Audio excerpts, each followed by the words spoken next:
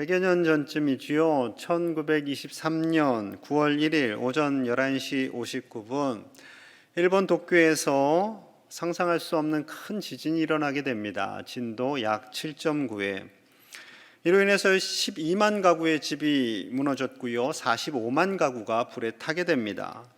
점심 식사를 준비하기 위해서 불을 피웠던 그 집에 화재가 일어나게 된 거죠.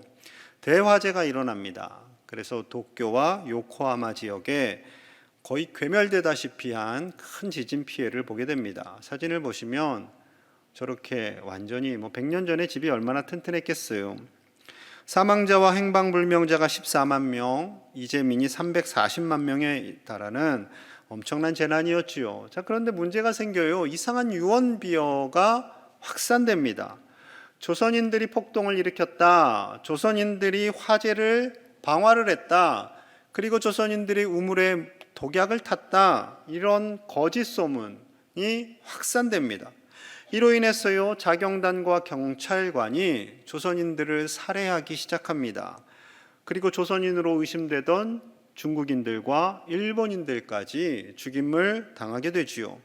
살해된 인원의 숫자는 정확하지는 않지만 김승학의 한국 독립운동사라는 책에 약 6,066명이라는 많은 숫자가 죽임을 당했음을 알려주고 있습니다. 아직까지 정확한 진상이 드러나지도 않았어요. 누군가가 퍼뜨린 이 거짓 소문으로 인해서 수천 명 그 이상이 죽는 엄청난 비극이 초래된 것이지요. 인간은 정말 연약하고 악하기까지 합니다. 이 언어에는 두 가지 양면성이 있어요. 누군가를 격려하고 칭찬하고 사랑하고 위로할 때는 그 말을 듣는 사람이 힘을 얻고 살아나게 됩니다. 하지만 그 상대방을 정죄하고 음해하고 공격할 때는 그 말로 인해서 죽기도 하는 엄청난 힘이 있는 거죠. 하나님께서 사울 왕의 뒤를 이을 왕으로 다윗에게 기름을 붓습니다. 이때부터 다윗의 삶이 평탄하지 않은 인생이 돼요. 골리앗을 쓰러뜨립니다. 백성들의 환호와 기쁨은 잠시였고요. 다윗에게는 큰 고난이 계속해서 임하게 됩니다. 너무나도 힘들고 지친 다윗이 이 시편 7편을 기록하게 돼요. 시편 7편의 표제어에는 이렇게 기록되어 있습니다. 다윗의 시가요온, 베냐민인 구시의 말에 따라 여호와께 드리는 노래. 이 시가요온이라는 노래는 급격한 변화가 있는 노래라는 거예요. 그러니까 다윗의 마음이 편치 않았다라는 거죠. 눈에 띄는 것은 베냐민 사람 구시의 말에 따라 하나님께 드린 노래 이렇게 돼 있어요. 이 구시라는 사람의 이름은요, 이 시편 7편에 처음 등장을 합니다. 그것도 본 내용이 아니라 표제어에만 등장을 해요. 이 구시라는 사람이 다윗을 향해서 뭐라고 한 거예요. 거짓 소문을 낸 거예요. 그것에 의해서 다윗이 고난받고 너무나 힘들어서 하나님께 올려드리는 시편이 바로 7편입니다. 베냐민 지파, 사울 왕이 속한 지파이지요. 이 베냐민 지파가요, 사울 왕을 왕으로 세워짐으로 인해서 기세가 등등해집니다. 우리도 보통 그러잖아요. 우리 가문 중에, 우리 지역 중에 누군가 대통령이 됐다, 국회의원이 됐다, 그러면 괜히 어깨에 힘이 들어갑니다. 베냐민 지파가 딱 그랬어요. 사울 왕을 세워주신 분은 하나님이신데 하나님께 감사하고 겸손해야 하는데 마치 베냐민 지파가 대단한 것인 양 착각을 합니다. 그리고 그 기득권, 그 영광을 계속 누려야 한다라고 주장을 하죠. 그러는 중에 다윗이 일개 목동 출신인 다윗이 골리앗을 쓰러뜨려요. 그러자 수많은 백성들이 다윗을 높입니다. 사울은 천천히요, 다윗은 만만이다. 이 노래가 사울 왕의 마음을 상하게 했고요, 사울 왕을 지지하는 사람들에게까지 마음을 상하게 합니다. 다윗을 미워하기 시작해요. 그래서 거짓 소문을 냅니다. 그 다윗이, 골리앗을 쓰러뜨린 다윗이 이제는 왕을 죽일 것이고 왕권을 차지할 것이다 라는 말도 안 되는 거짓 소문을 확장시켜요. 다윗 입장에서 얼마나 억울했겠습니까? 다윗은 왕위를 차지할 마음 없어요. 그냥 하나님께서 기름 부으셨을 뿐이에요.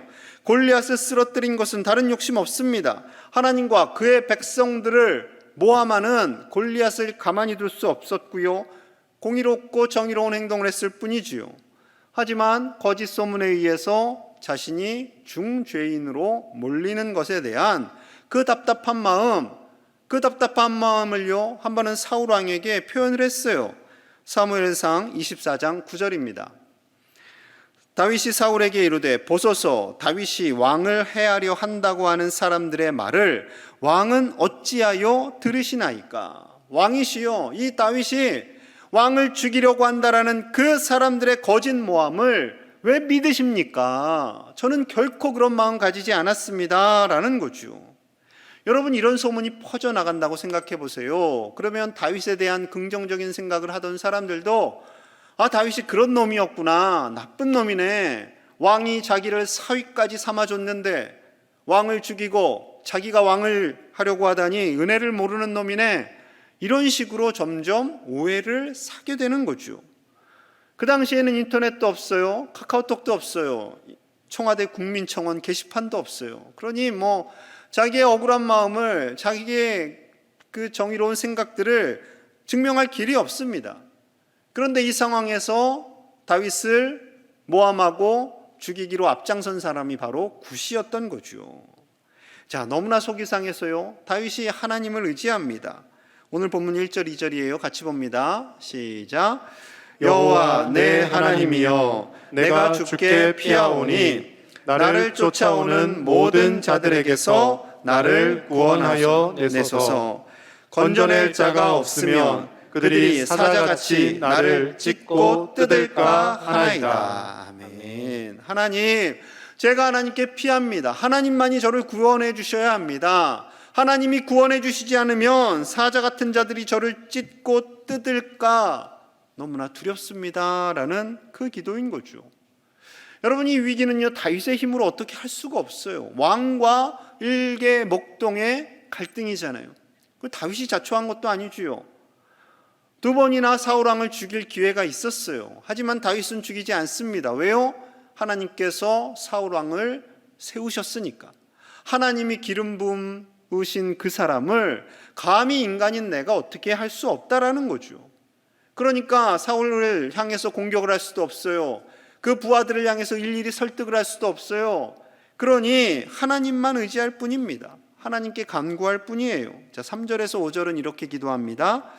여호와 내 하나님이여, 내가 이런 일을 행하였거나 내 손에 죄악이 있거나 화친한 자를 악으로 갚았거나 내 대적에게서 까닭없이 빼앗았거든 원수가 나의 영혼을 쫓아잡아 내 생명을 땅에 짓밟게 하고 내 영광을 먼지 속에 살게 하소서.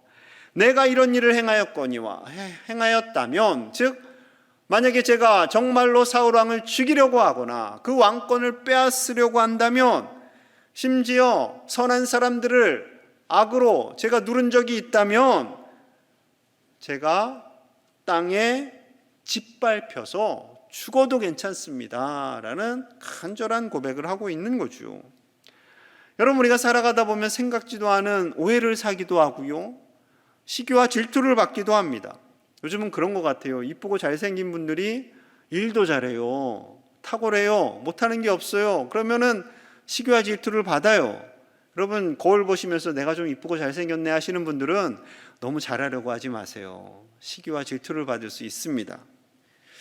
너무도 억울해서 잠을 못 잘 것 같고 공격을 당하고 게다가 몸도 아파요, 재정적인 어려움도 있어요. 그러면 정말 화병에 걸릴 것만 같죠. 다윗의 상황이 그러한 겁니다. 사람과의 관계뿐만 아니죠. 요즘 코로나로 인해서 2년째 우리가 어려움을 당하고 있습니다. 백신이 개발됐어요. 올해 안에, 올 연말이면, 여름 지나면 여행을 갈 수 있을 겁니다. 이런 뉴스가 언론에서 나왔어요. 그런데 웬걸요, 델타 변이라는 녀석으로 인해서 온 국민들이 힘들고요, 의료진도 말할 수 없이 힘들고요, 자영업을 하시는 분들은 또 얼마나 힘드실까. 이렇게 우리 식구들, 자영업 하시는 분들 지날 때마다 제가 늘 기도해요. 아유, 우리 저 카페, 저 식당, 저 가게 하나님 어렵지 않게 해주세요. 기도합니다. 교회도 마찬가지예요, 여러분. 교회도 어렵습니다. 교회는 모이는 곳이에요. 하나님의 은혜로 우리가 이렇게 모여 있지만 수도권은 지금 거의 못 모이고 있습니다. 교회는 모여서 예배하고요, 가정에서 모여서 예배하고요, 그리고 세상으로 흩어지는 공동체예요. 그런데 이것이 어려우니까 우리가 지금 남을 걱정해야 하지만 우리 상황도 결코 녹록치 않은 상황입니다. 이제 여름이 지나면서 내년을 준비해야 하는 저의 머리는 또 복잡해지는 거죠. 내년 계획은 어떻게 짜야 할 것인가? 한 영혼이라도 교회에서 벗어나게 된다면, 믿음을 포기하게 된다면 안 되는데 어떻게 해야 되는가 고민하게 됩니다. 사도 바울이 서신을 쓸 때 한 영혼이라도 돌아서서 하나님을 떠나지 않도록 간절히 원하는 그 마음을 요즘에는 저도 느끼고 있습니다. 종종 어떤 분이 그러세요. 교회는 안 나가지만 믿음은 포기하지 않습니다. 그러니 걱정하지 마세요, 목사님. 제가 반만 인정을 해드립니다. 왜냐하면 이게 굉장히 위험한 거예요. 유럽 기독교와 미국 기독교가 무너질 때 많은 사람들이 그랬습니다. 나는 교회는 안 나가지만 신앙은 있어, 난 믿음은 있어 라고 했어요. 그런데 여러분, 이게 문제가 뭐냐면 믿음의 대가 이어지질 않습니다. 나야 그렇게 신앙생활 지킬 수 있다가 하늘나라 갈 수 있어요. 그런데 우리의 자녀들은요, 나는 교회 안 나가지만 너는 교회 가라, 그러실 수 있겠어요? 못합니다. 그러다 보니 자연스럽게 신앙생활 하는 사람들이 줄게 되었고요, 오늘날 유럽과 많은 미국의 교회들은 그 큰 교회들이 텅텅 빈 채 소수의 사람들만 모여서 예배드리고 있는 것이 오늘의 현실입니다. 점점 더 명목상의 그리스도인이 많아지는 거죠. 이처럼 어려운 시대 우리 그리스도인들이 해야 할 일이 무엇인지 1절에 그 답이 있습니다. 자, 1절 다시 한번 봅니다. 시작. 여호와 내 하나님이여, 내가 주께 피하오니 나를 쫓아오는 모든 자들에게서 나를 구원하여 내소서. 아멘. 하나님께 피합니다. 다윗이 하는 것은요, 하나님께 피하는 거예요. 고난 중에, 어려운 중에 하나님만이 구원자이시기에, 하나님만이 우리를 고난에서 건져 올려주실 분이시기 때문에 하나님께 피해야 하는 거죠. 어린아기들 어려움에 처하면 놀라는 순간 속에 어디로 가요? 엄마에게 달려가는 거죠. 우리는 어디로 가요? 하나님께 달려가는 겁니다. 하나님이 피할 바위이시기 때문에, 방패가 되시기 때문에. 세상 사람들은, 자존심이 강하거나 자기 능력이 있는 사람들은 이 말씀이 귀에 들리지 않을 겁니다. 이 험한 세상, 나를 의지해야지, 내가 가진 것을 의지해야지, 이렇게 말하지요. 그러나 우리 그리스도인들은 하나님만을 의지하는 사람들입니다. 내 능력을 의지하는 사람들이 아니라, 내가 가진 것을 의지하는 것이 아니라 하나님께 피해야 하는 거예요. 왜요? 자, 그 이유도 6절에 있습니다. 6절. 여호와여, 진노로 일어나사 내 대적들의 노를 막으시며 나를 위하여 깨소서. 주께서 심판을 명령하셨나이다. 다윗은 하나님을 의인화해서 표현합니다. 하나님 깨셔서 일어나셔서 모든 대적들의 노를 막아주십시오. 막아주실 분은 하나님밖에 없습니다. 나는 능력이 없습니다. 할 수 있는 것이 아무것도 없습니다. 라는 고백이지요. 여러분, 우리를 모함하고 우리를 공격하는 사람들에게 우리가 할 수 있는 것이 별로 없어요. 왜 나를 그렇게 싫어해? 나를 좀 좋아해봐. 이렇게 이야기해서 그 마음이 다 돌이켜지면 사람들과의 갈등이 다 없어지게 해요. 코로나, 백신 맞고 마스크 쓰고 최대한 모임을 절제하는 거죠. 그 외에 우리가 할 수 있는 일이 별로 없어요. 우리가 해야 할 일은, 우리 그리스도인들이 해야 할 일은 이 위기의 시대에 하나님을 더 의지하는 겁니다. 하나님께 피하는 거예요. 하나님을 붙드는 거예요. 특별히 하나님께 간절히 다윗처럼 기도하는 겁니다. 기도하는 거예요. 이 시대를 하나님께서 긍휼로 덮어주시기를 기도해야 합니다. 예전에 윤태원 목사님이 오후 찬양 예배 때 흑사병에 대한 예화를 했어요. 제가 하려고 했는데 먼저 했어요. 그래갖고 제가 전화했어요. 목사님, 그 예화 썼는데 내가 보충해서 더 할 거라고.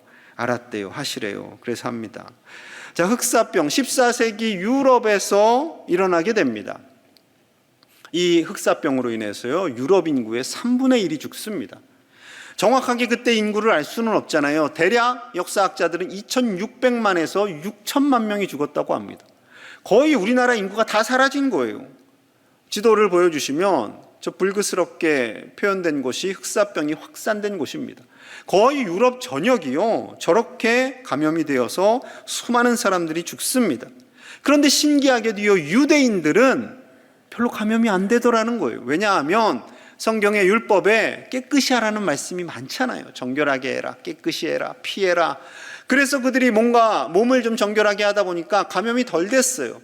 그런데 안 그래도 유대인들이 미운데 이들이 감염까지 덜 되네요. 그래서 이를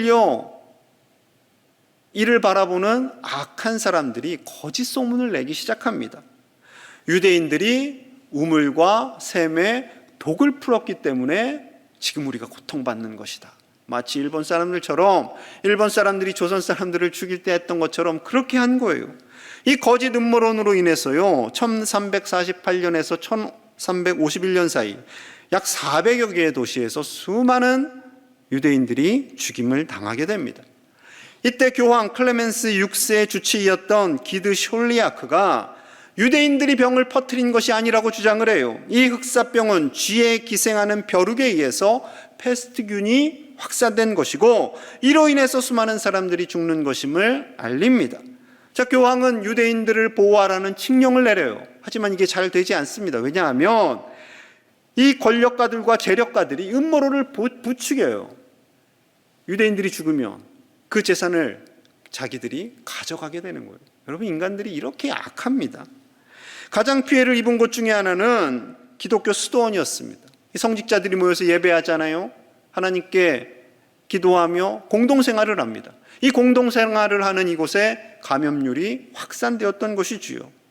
그 당시에요, 수많은 사람들이 죽어나가니까 유럽 사람들이 그랬다고 합니다. 이제 유럽 인구는 다 소멸될 것이다. 유럽의 생명은 끝이 났다. 그런데 신기하게도요, 7년간 진행된 이 무서운 질병이 그냥 소리 없이 소멸이 됩니다. 그냥 다 이 균들이 사라졌어요. 과학자들은 이것을 과학으로 증명하려고 하겠죠. 그럼 목회자인 저는 어떻게 표현하겠어요? 하나님이 하신 거죠. 여러분, 14세기 이때 인간이 무슨 백신이 있습니까? 무슨 치료제가 있어요? 없어요.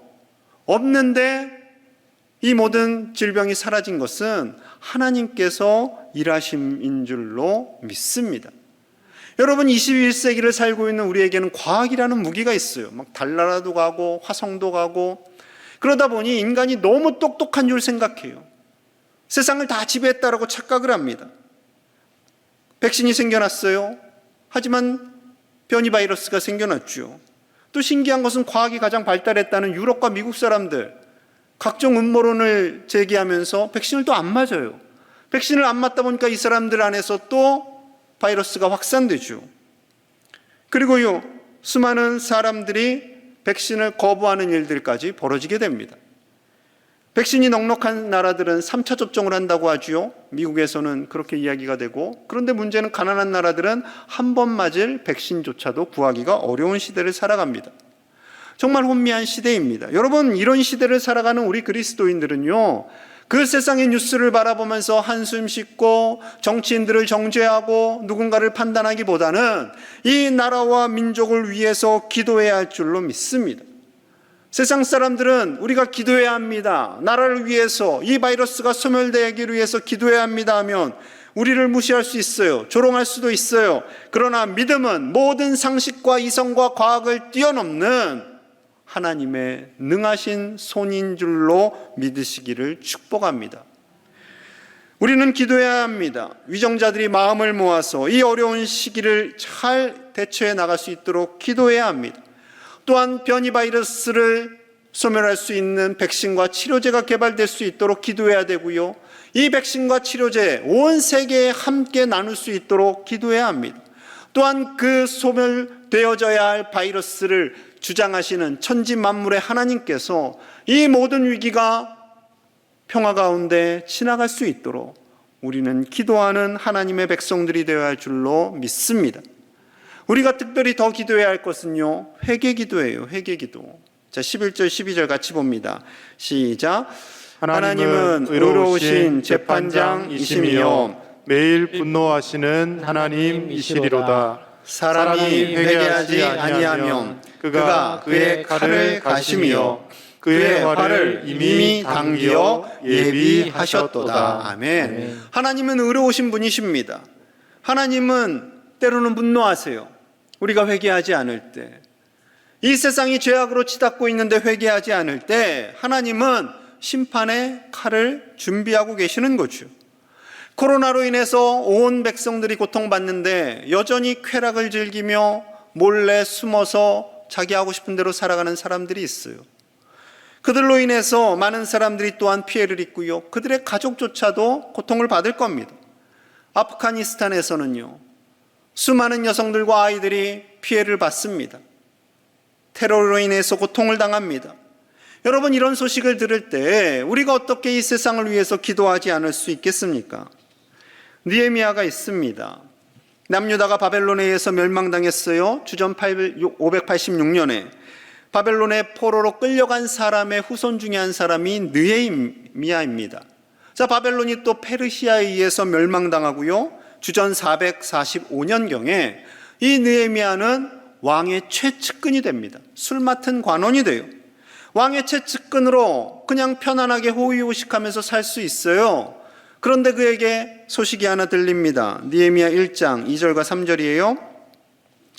내 형제들 가운데 하나인 하나니가 두어 사람과 함께 유다에서 내게 이르렀기로 내가 그 사로잡힘을 면하고 남아있는 유다와 예루살렘 사람들의 형편을 물은즉 그들이 내게 이르되 사로잡힘을 면하고 남아있는 자들이 그 지방 거기에서 큰 환난을 당하고 능력을 받으며 예루살렘 성은 허물어지고 성문들은 불탔다 하는지라.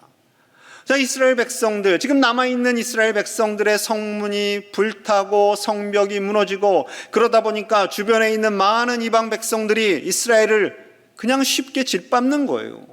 물건 필요하면 가서 집어오고 사람들 공격하고 유린하고 마치 아프가니스탄 같이 그렇게 비참한 형국이 된 겁니다.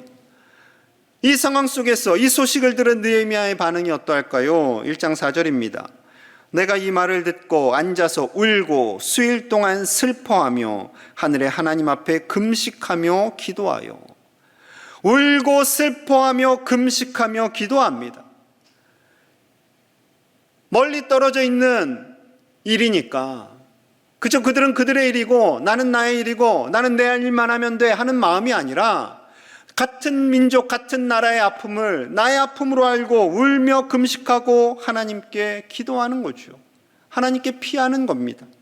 그 기도의 내용이 무엇일까요? 자, 5절에서 7절입니다. 이르되 하늘의 하나님 여호와 크고 두려우신 하나님이요 주를 사랑하고 주의 계명을 지키는 자에게 언약을 지키시며 긍휼을 베푸시는 주여 간구하나이다. 간절히 구합니다. 뭐라고요? 6절부터는 우리 같이 봅니다. 시작. 이제 종이 주의 종들인 이스라엘 자손을 위하여 주야로 기도하오며 우리 이스라엘 자손이 주께 범죄한 죄들을 자복하오니 주는 귀를 기울이시며 눈을 여시사 종의 기도를 들으시옵소서. 나와 내 아버지의 집이 범죄하여 주를 향하여 크게 악을 행하였으며 주께서 주의 종 모세에게 명령하신 계명과 율례와 규례를 지키지 아니하였나이다. 아멘. 하나님, 우리 이스라엘 자손이 하나님께 범죄한 것을 회개합니다. 우리 조상 탓입니다라고 하는 것이 아니라 그는 하나님, 제가 죄를 지었습니다. 저의 아버지 집이 죄를 지었습니다. 하나님의 말씀에 순종하지 않았습니다 라고 기도하고 있는 거죠. 여러분, 이 기도는 가식적인 기도가 아닙니다. 그냥 멋지게 하나님께 우아하게 드리는 기도가 아니라 진심으로 하나님, 우리 민족의 죄는 곧 저의 죄입니다. 제가 남아있는 백성들을 위해서 더 기도하지 못했습니다. 고통받는 형제들의 아픔을 그냥 간과했습니다 라는 회개 기도를 하고 있는 거죠.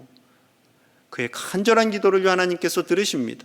그리고 3차 포로 귀환을 이루게 하시고 그를 선두에 서게 하셔서 성벽을 재건하게 하시고 이스라엘 백성들 안에 평화가 임하게 하십니다. 여러분, 이 기도의 능력이 이렇게 큰 줄로 믿습니다. 여러분, 우리가 지금 기도해야 할 때예요. 나라와 민족을 위해서, 위정자들을 위해서 누가 기도하겠습니까? 누가 간절히 금식하며 울며 기도하겠어요? 우리 그리스도인들이죠. 우리 그리스도인들. 우리가 이 나라를 위해서, 진정이 나라를 위해서 기도해야 할 줄로 믿습니다. 일제가 우리나라를 강점할 때 정말 많은 믿음의 선진들이 나라를 위해서 간절히 기도했습니다. 구국 기도회를 하고요, 나라를 위해서 금식하며 함께 기도했습니다. 지금이 우리가 기도해야 할 때입니다.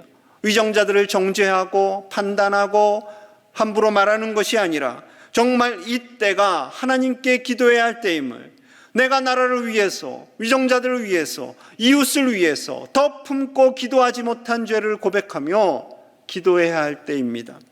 하나님께서 반드시 우리의 기도를 들으시고 응답하시고 이 안타까운 세대 속에 하나님의 평화를 우리에게 주실 줄로 믿습니다.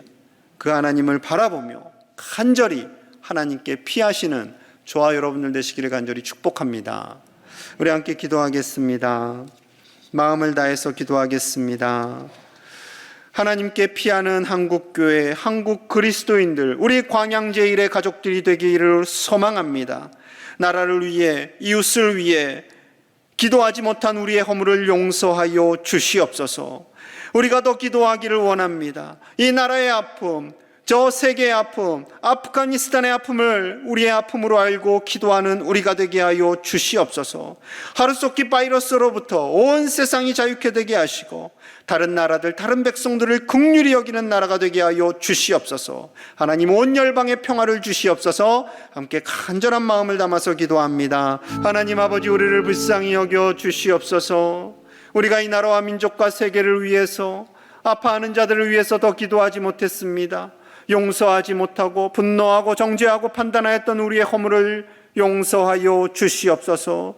우리의 허물을 용서하여 주시고 이 나라와 세계 열방에 하나님의 평화를 허락하여 주시옵소서. 저 아프가니스탄 땅에 하루속히 하나님의 평화가 임하게 하여 주시옵소서. 우리가 금식하며 울며 기도하게 하여 주시고 포기하지 않고 하나님의 일하심을 바라보며 기도하는 우리 제일의 가족들, 참된 그리스도인들이 다 되게 하여 주옵소서.